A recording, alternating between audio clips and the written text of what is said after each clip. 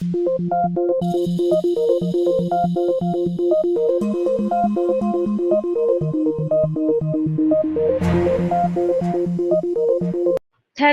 के बारे में जब हम लोग बात करते हैं, इसमें दो बातें हैं, एक चीज अच्छी है और एक चीज इसमें बुरी है। थैलेसीमिया में अच्छी बात क्या है कि ये कैसा है, रेसेसिव ट्रेट है। ये कैसा है, ये रेसेसिव ट्रेट है। अगर कोई आपसे पूछता है कि थैलेसीमिया क्या है, दूसरी बात ये है कि ये थैलेसीमिया जो है ये ऑटोसोमल डिसऑर्डर है। ऑटोसोमल क्यों बोल रहे हैं सो मैं बताती हूँ आपको। देखिए, मैंने कई बार आपको पढ़ाते वक्त कैरियोटाइप शो किया है। क्या शो किया है? कैरियोटाइप। कैरियोटाइप बोलने का मतलब है कि आपके हर एक सेल के अंदर जो क्रोमोसोमल पैटर्न है उसको अगर आप एनालाइज करना स्टार्ट करते हैं तो हम लोग उसको क्या कहते हैं? कैरियोटाइप कहते हैं। ये कई बार दिखाया मैंने आपको, ठीक है। आप समझेंगे बहुत ध्यान से, तुरंत क्विक समझ आएगा ऐसे यूं कि क्या क्वेश्चन पूछा जाता है, कैसे होता है ये थैलेसीमिया, ठीक है। आप में से कुछ बच्चों की बुक में थैलेसीमिया होगा, कुछ बच्चे की बुक में थैलेसीमिया नहीं होगा। जिनके बुक में नहीं है वो पीछे टर्न करके देखिए, सप्लीमेंट्री मटेरियल में एडेड होगा पीछे, लेकिन होगा जरूर आपके बुक में थैलेसीमिया कहीं ना कहीं पर, ठीक है। ढूंढ लेंगे उसको, आपको समझ आ जाएगा। अब देखिए, तो इसमें हम दो तरह का थैलेसीमिया पढ़ेंगे। क्या करेंगे हम लोग? दो तरह का थैलेसीमिया पढ़ेंगे। एक होगा आपके पास अल्फा थैलेसीमिया और एक होगा आपके पास बीटा थैलेसीमिया। आपको घबराने की जरूरत नहीं है, बहुत ही आसान सा है, बहुत इजी सा है, ठीक है। तो क्वेश्चन यहाँ पे ये राइज होता है कि ये अब कहाँ से अल्फा और कहाँ से बीटा, ये कहाँ से उठ के आ गया, ठीक है। तो इसके लिए वापस हम लोग चलेंगे। हाँ, एक चीज पहले मैंने इसको लगाया क्यों सो मैं बता दूं आपको। यहाँ पे क्रोमोसोम के दो क्रोमोसोम नंबर में एरर की पढ़ाई करनी है, ठीक है। एक आपके पास क्रोमोसोम नंबर 16 आएगा और एक आपके पास क्रोमोसोम नंबर 11 आएगा, बस। क्रोमोसोम नंबर 16 अफेक्टेड होगा जब किसी को अल्फा थैलेसीमिया होगा। क्या होगा? किसी को अल्फा थैलेसीमिया होगा तो बस इतना ही क्वेश्चन आपसे पूछा जाएगा, which chromosome is affected in case of alpha thalassemia. क्या बोलने का मतलब है कि जब आप हीमोग्लोबिन के स्ट्रक्चर को देखते हैं तो हीमोग्लोबिन के स्ट्रक्चर की क्या खासियत है कि इसके पास दो अल्फा चेन है और दो क्या है इसके पास? Beta chain. दो अल्फा चेन और दो क्या है इसके पास? Beta chain. तो जब हीमोग्लोबिन के अल्फा चेन में कोई एरर होता है तब हम लोग उसको कहते हैं अल्फा थैलेसीमिया। जैसा नाम है वैसा काम है, ठीक है। और जब इसके बीटा चेन में कोई एरर होता है तब हम लोग इसको कहते हैं बीटा थैलेसीमिया, ठीक है। हीमोग्लोबिन में आपको यहाँ पे दिख रहा है, नजर आ रहा है, दो चेन आपके पास अल्फा है, ये डायगोनली ऐसे अल्फा के सामने अल्फा और बीटा के सामने बीटा ऐसे प्रेजेंट होता है, ठीक है। ऐसा लग रहा है मैंने काट ही दिया, ये दोनों हटा देती हूँ, देखिए। तो आपको याद क्या रखना है? दो अल्फा चेन है और दो क्या है आपके पास? बीटा चेन है। अगर अल्फा चेन में एरर हो तो अल्फा थैलेसीमिया, अगर बीटा चेन में एरर हो तो बीटा थैलेसीमिया। इतनी बात आपको समझ आ गई? फिर यहाँ पे एक और क्वेश्चन अराइज होता है, अल्फा थैलेसीमिया में कौन सा क्रोमोसोम नंबर अफेक्टेड होगा और बीटा थैलेसीमिया में कौन सा क्रोमोसोम नंबर अफेक्टेड होगा। तो अल्फा थैलेसीमिया में एरर आएगा क्रोमोसोम नंबर 16 में और बीटा थैलेसीमिया में एरर आएगा क्रोमोसोम नंबर 11 में। अगर आपको इतनी बात याद रहती है ना तो आप बहुत इंटेलिजेंट। बच्चे इसमें कंफ्यूज कर जाते हैं, अल्फा में 11 याद रखते हैं, बीटा में 16 याद रखते हैं। नहीं, आपको अल्फा में 16 याद रखना है और बीटा में आपको 11 याद रखना है। मैं सब लिख देती हूँ, आपको घबराने की जरूरत नहीं है। अभी फिलहाल तो मैं आपको याद करा रही हूँ। मैंने क्या बोला? दो तरह की थैलेसीमिया है, एक अल्फा थैलेसीमिया और बीटा थैलेसीमिया, ठीक है। दूसरी बात मैंने आपको क्या बोला कि अगर अल्फा थैलेसीमिया है तो क्रोमोसोम नंबर 16 में एरर होगा, अगर बीटा थैलेसीमिया है तो क्रोमोसोम नंबर 11 में एरर आएगा। क्लियर सी बात है, बिल्कुल सही है। अब करेंगे बात अगर अल्फा थैलेसीमिया के बारे में। तो जब मैं आपको अलील पढ़ा रही थी, क्या पढ़ा रही थी, क्योंकि जेनेटिक्स तो पीछा छोड़ेगा नहीं आपका, जो आपने चैप्टर पढ़ा है वो क्या है आपका? बेसिक चैप्टर है, बिल्कुल। तो अलील जब मैं आपको पढ़ा रही थी तो आपने एक चीज सीखी थी वहां पे, क्या आपने सीख रखा है ऑलरेडी, और आपको पता है बहुत अच्छे से कि जब ये पेयर में प्रेजेंट है और पेयर में अवेलेबल है, तो आपकी बॉडी में एक्चुअली क्या होता है, each gene is responsible for expression of each specific feature और कैरेक्टर और ट्रेट। मतलब ये है कि अगर यहाँ पे अलील 1 है और अलील 2 है तो एक ही जीन का ना, यस और नो। हमने डोमिनेंट वाले को कैपिटल लिखा और रिसेसिव वाले को स्मॉल लिखा, कोई दिक्कत? सीखा तो यही है ना आपने जेनेटिक्स में। मेरी बात समझ आ रही है? ठीक है। तो होता ये है कि जब हम क्रोमोसोम नंबर 16 को एनालाइज करना स्टार्ट करते हैं, तो अल्फा थैलेसीमिया में एक्चुअली क्या होता है, जो 2 जीन्स हैं आपके पास, एक का नाम हम लोग रखेंगे HbA1 और दूसरे का नाम हम लोग रखेंगे HbA2। एक मैं थोड़ा सा समराइज करके यहाँ पे लिख देती हूँ, देखिए।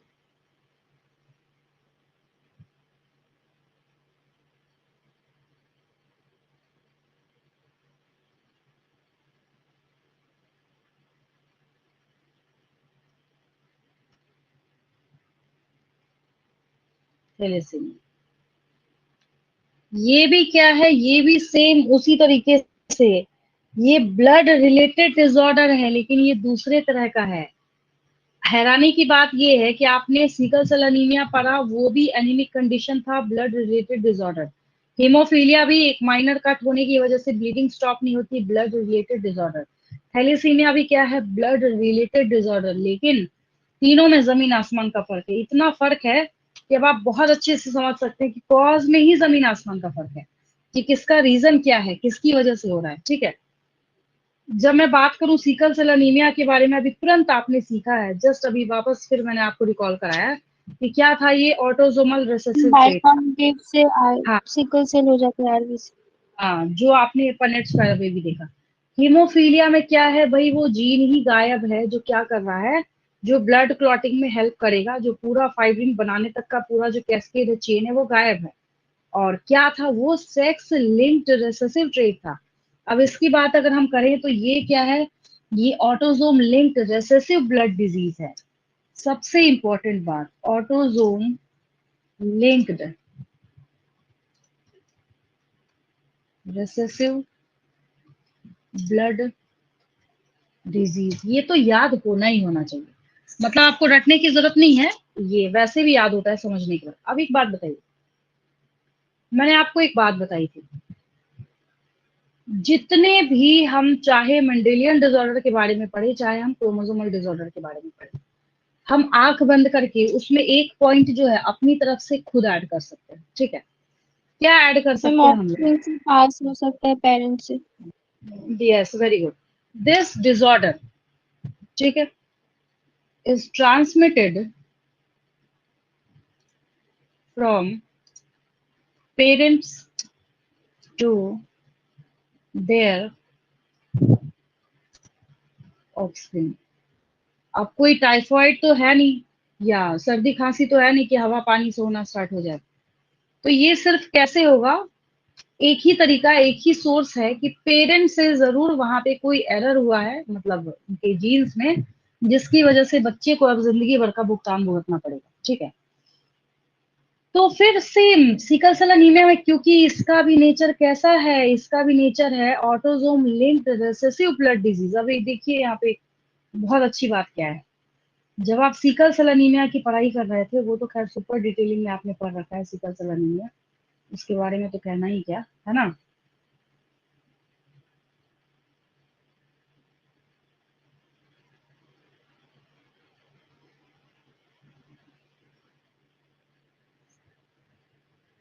जैसे सिकल सेल एनीमिया आप पढ़ रहे थे, ठीक है, तो आपने यहाँ पे ये स्टेटमेंट देख रखा है।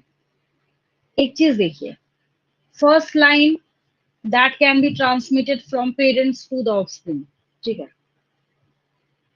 अभी मैं यही बोलने वाली थी कि ये जो लाइन है आपको यहाँ पे जो नजर आ रहा है, जब दोनों के दोनों पेरेंट कैसे हैं, हेट्रोजाइगस हैं। कैसे हैं?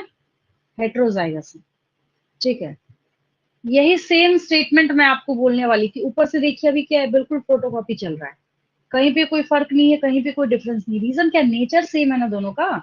बस क्रोमोसोम नंबर का जो फर्क है ना, वो तो खैर आपको याद होना मस्ट है, वो तो होगा ही होगा। ठीक है, क्रोमोसोम नंबर तो आपको याद रखना पड़ेगा, सब में अलग अलग क्रोमोसोम नंबर क्या है, अफेक्टेड होगा। ठीक है, तो मैं यहाँ आपको बोल रही थी कब होगा, जब पेरेंट्स कैसे होंगे, when both parents are carrier। कब होगा ये, when both parents are carrier। और कोई तरीका ही नहीं है ना होने का। आप एक को नॉर्मल रख के देखिए, तो क्या है, ये रेसेसिव ट्रेट है, वो क्या करेगा, बचा देगा, उसकी जान बच जाएगी, है ना। तो एक स्टेटमेंट आपने ये सीखा कि जब दोनों के दोनों पेरेंट क्या हो, हेटेरोजाइगस हो। फिर एक और अगला क्वेश्चन यहाँ पे अराइज होता है, क्या रीजन है इसका। तो कुछ ना समझ आए तो एक रीजन तो है ही है कि म्यूटेशन तो है ही है। दूसरी बात ये है कि रिड्यूस्ड रेट ऑफ सिंथेसिस भी ये डिसाइड करेगा कि अल्फा थैलेसीमिया है कि बीटा थैलेसीमिया है। अगर अल्फा थैलेसीमिया होगा तो अल्फा चेन जो है उसके सिंथेसिस में कमी होगी, और जो अल्फा चेन है हीमोग्लोबिन का, उसकी बात नहीं कर रही हूँ। अगर बीटा थैलेसीमिया होगा तो बीटा ग्लोबिन चेन जो है उसके सिंथेसिस में कमी होगी। ठीक है, तो क्लासिफिकेशन करके यहीं पे इन शॉर्ट हम लोग लिख लेते हैं।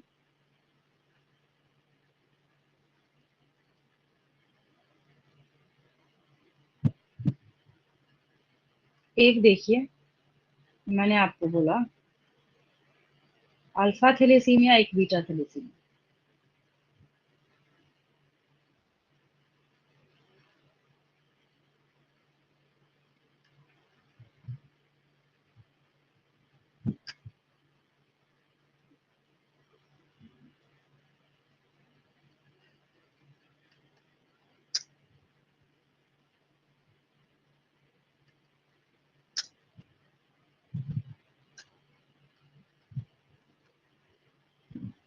And beta thalassaemia.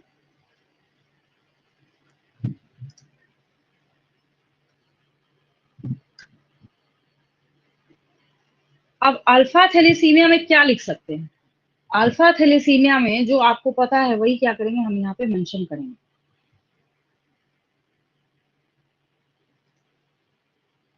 Error in synthesis of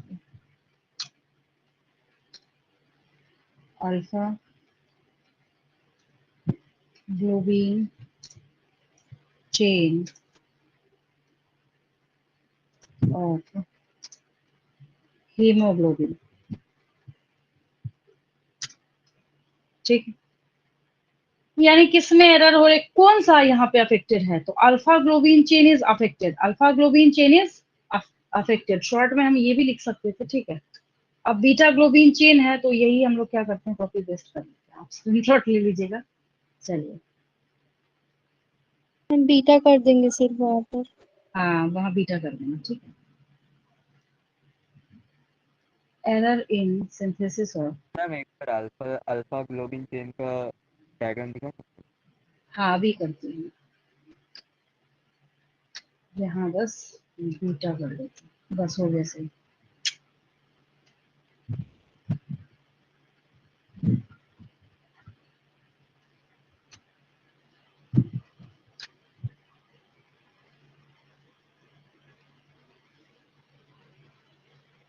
चलिए इसका स्क्रीनशॉट लेंगे, मैं वो पेज कर देती हूँ हीमोग्लोबिन वाला।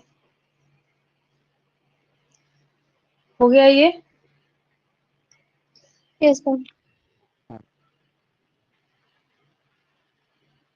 थैलेसीमिया ना बच्चों को बहुत टफ लगता है, आपको इजी लग रहा है, समझने में कोई दिक्कत नहीं, आसान है यस ना। मैम।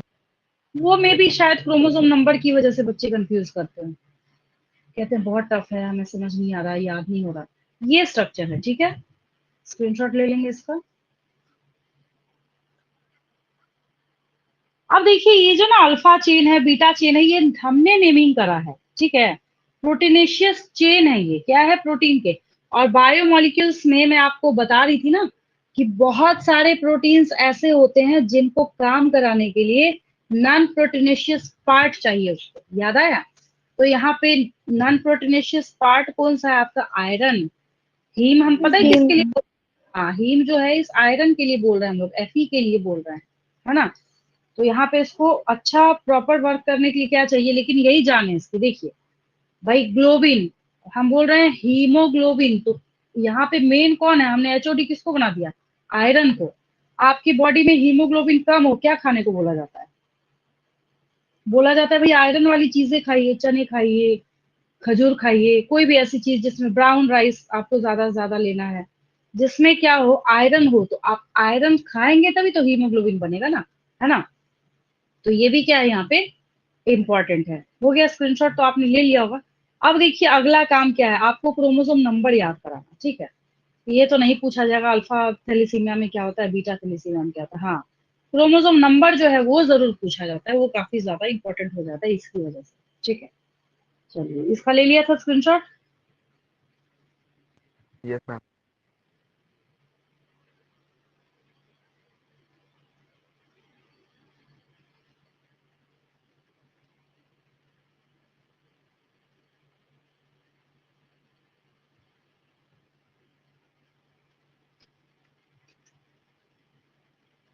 थैलेसीमिया,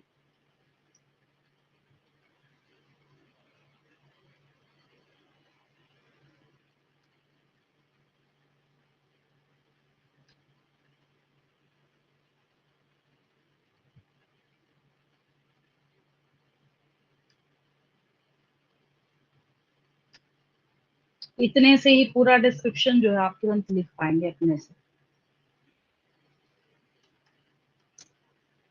अल्फा थैलेसीमिया,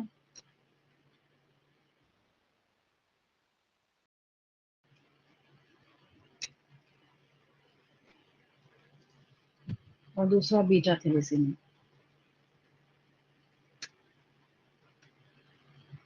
अब जो आपको याद करना है वो ये रहा, इसमें अल्फा थैलेसीमिया आइटम में, 69। हाँ, क्रोमोसोम नंबर 16, क्रोमोसोम नंबर 16 याद रखना। यहाँ क्रोमोसोम नंबर 11,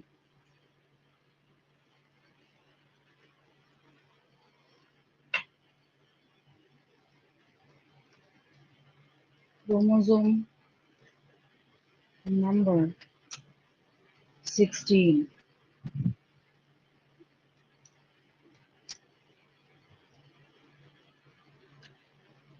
बिल्कुल शॉर्ट में लिख रही हूँ मैं, बिल्कुल शॉर्ट में, आप एग्जाम में अपना बनाते रहिएगा, है ना। इतना भी पूरा लिखते लिखते थक जाइएगा, अगर आप सिर्फ रिप्रेजेंट भी कीजिएगा ना तब भी।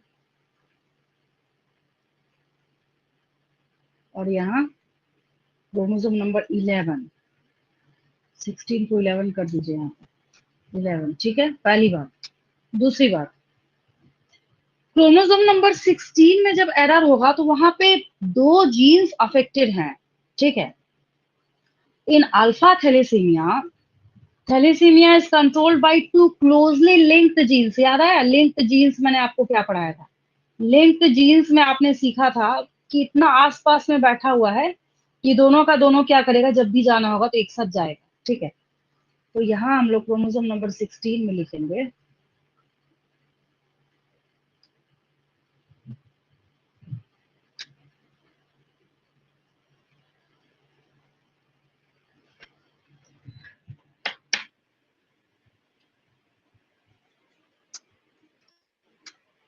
टू क्लोजली linked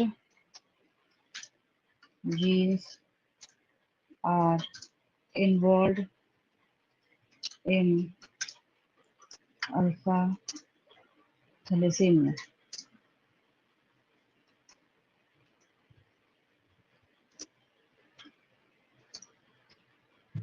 एक का नाम आपको याद रखना है, फर्स्ट इज, हम लोग ऐसे लिखते हैं, जो बच्चे बोलते हैं मैम इसका नाम HbA1 और HbA2 क्यों लिखा, देखिए Hb हीमोग्लोबिन के लिए आता है, A अल्फा चेन के लिए आता है, 1 पहले जीन के लिए आता है, फर्स्ट के लिए आता है।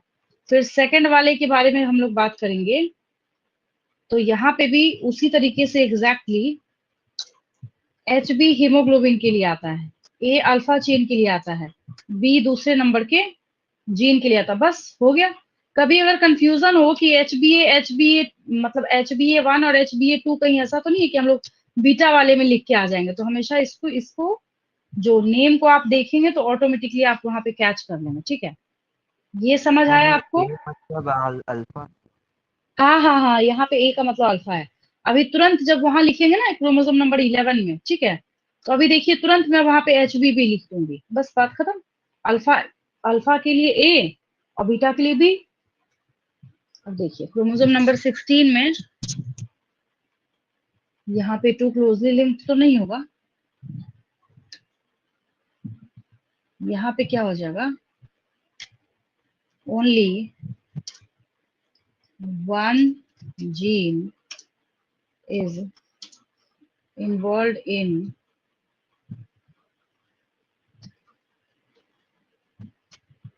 Beta thalassemia. अब एक है तो क्या 1 2 करना है यहाँ पे, हटाइए इसको, एक ही है। HDB।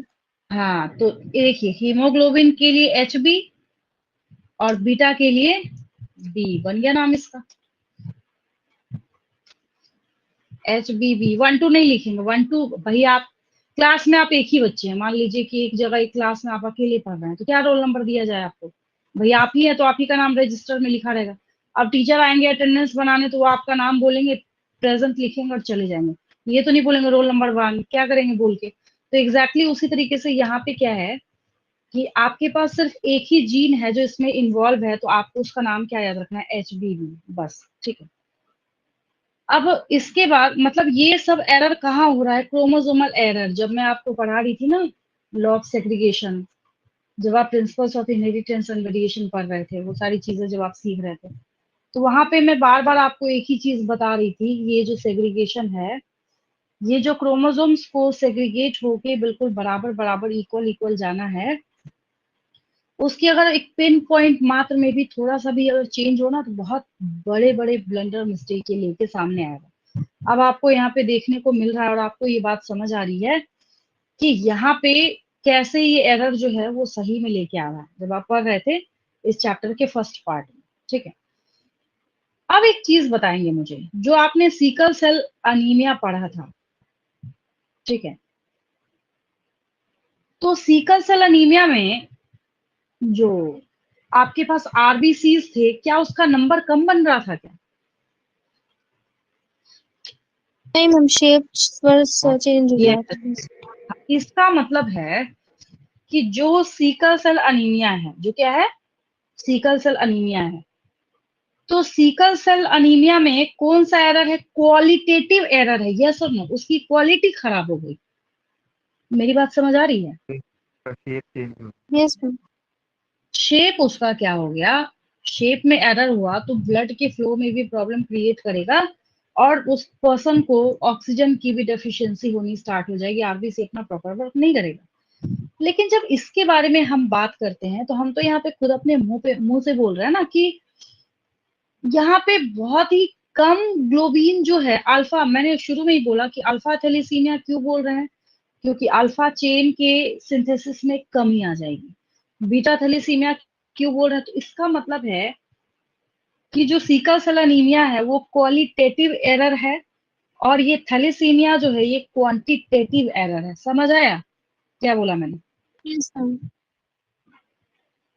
एक में सिकल सेल एनीमिया में क्वालिटी खराब हो गई, होना कुछ और चाहिए था, RBC का शेप होना चाहिए था biconcave, but that become sickle shape. Thalassemia के बारे में जब हम लोग पढ़ना स्टार्ट करते हैं तो यहाँ पे सिंथेसिस जितना होना चाहिए था उतना नहीं है, उसमें कमी आ गई, तो कमी आएगी तो हम बोलेंगे क्वांटिटी कम गई, तो इसको हम बोलेंगे क्वांटिटेटिव एरर, और सिकल सेल एनीमिया को हम लोग बोलेंगे क्वालिटेटिव प्रॉब्लम या क्वालिटेटिव एरर। समझ आया? ठीक है, मैम तो ये इंसर्ट का लास्ट लाइन जब हाँ बिल्कुल बिल्कुल, चलिए अच्छी बात है, बुक खोल के बैठे हैं आप लोग। एनसीईआरटी में जब आप पढ़िएगा ना, लास्ट लाइन ये लिखी हुई है, उसको आप देखिएगा, आपको समझ आ जाएगा मैंने क्या बोला, कि सिकल सेल अनीमिया जो है वो क्वालिटेटिव एरर है और थैलेसीमिया जो है क्वांटिटेटिव एरर है। थैलेसीमिया क्या है, इस पेज का ले लिया स्क्रीनशॉट सारे बच्चों ने, ले लीजिए इसको, यस मैम। ऐसे इन शॉर्ट में लिख देती हूँ नोट करके।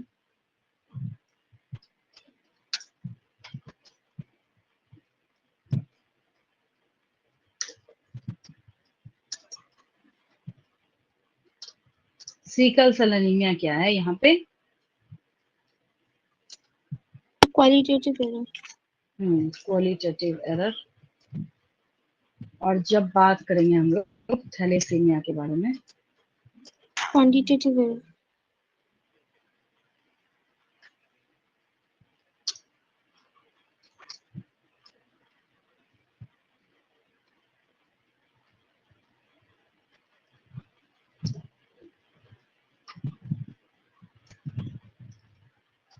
एरर।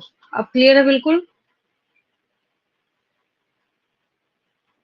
yes ma'am, और थैलेसीमिया का भी जो पनेट स्क्वायर है कैसे बनेगा? हम लोग वहां क्या करते हैं, ए लिख के बनाते हैं। बताती हूँ मैं कैसे बनाते हैं इसको, देखिए।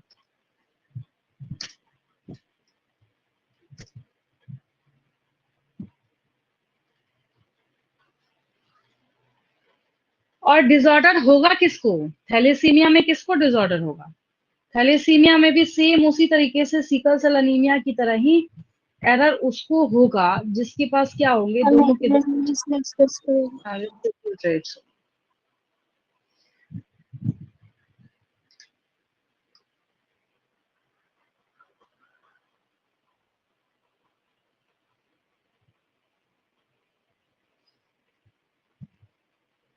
जब कभी भी आपको एग्जाम में चेक करना हो पनेट स्क्वायर बना के, ठीक है, मेरी तरफ से आपको वार्निंग ये है कि बस आपको करना क्या है, कैपिटल ए स्मॉल ए लिख के बना लेना है। आपको थिंकिंग क्या बदलनी है सो देखिए। अगर डोमिनेंट ट्रेट है तो इसको मानेंगे डिसऑर्डर वाला, यस और नो, कैपिटल ए को, है ना? इसको क्या मानेंगे, डिसऑर्डर वाला, तो भाई ये भी affected है, ये भी अफेक्टेड है। तुरंत सिनेरियो चेंज हो जाएगा जैसे ही आपको ये पता चल जाएगा कि ये क्या है, रिसेसिव डिसऑर्डर है और रिसेसिव ट्रेट है, ठीक है। और अच्छी बात ये है कि दोनों का जो पनेट स्क्वायर है, कई जगह पे मैंने जो आपको सिकल सेल एनीमिया का HbA HbS लिख के बनवाया ना, कई जगह पे ऐसे भी बना हुआ है, अगर आप चेक कीजिएगा। क्यों ये ऐसा क्यों बनाते हैं पता है? रीजन क्या है इसका, ए लिख के ही क्यों बनाते हैं? लोगों का कहना है कि ये ऑटोजोमल ट्रेट है तो हम ए लिख के बना सकते हैं, लेकिन एक बात ये हमेशा याद रखेंगे इसमें, इसको सिंबल किसी भी तरीके का कोई भी इस्तेमाल करने से कभी भी इसके परसेंटेज पे या इसके एरर पे कोई भी फर्क जो है वो नहीं पड़ेगा, ठीक है। जो परसेंटेज है, अब जैसे यहाँ पे रेसेसिव ट्रेट होगा तो रेसेसिव ट्रेट होगा, तब अफेक्टेड यहाँ पे क्या हो जाएगा, ओनली 25% है, ठीक है। अगर हम लोग यहाँ पे बात करें दोनों की, दोनों कैसे हो गए, डोमिनेंट तो है लेकिन हेट्रोजाइगस, डोमिनेंट लेकिन क्या है, हेट्रोजाइगस है। तो हेट्रोजाइगस है तो उस केस में क्या होगा, 75% अफेक्टेड हो जाएंगे, ओनली 25% क्या होगा यहाँ पे, नॉर्मल होगा। बस आपको इस बात का ध्यान रखना है, बाकी कहीं कोई दिक्कत नहीं है। सारी चीजें में मैंने आपकी मास्टरी करा दी, आपको याद हो गया ये पूरा चैप्टर, ठीक है। अब यहाँ तक क्लियर है बिल्कुल? पॉनेट स्क्वायर वैसे ही बनेगा एज इट इज, बिल्कुल जैसे मैंने आपको बनाया था। अब जैसे ये है, ठीक है, अब इसको देख के मैं क्या क्वेश्चन बोलूं आपको, इसको देख के मैं बोलूंगी represent the Punnett square for crossing between both heterozygous parents of thalassemia, बस question over and answer is over, हो गया, ये रिजल्ट बन गया।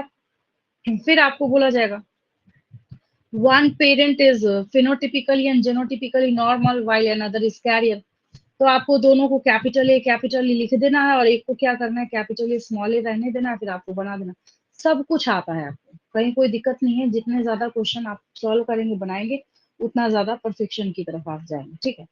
अब यहाँ तक समझ आया? अब तो कोई दिक्कत नहीं किसी को? Yes ma'am.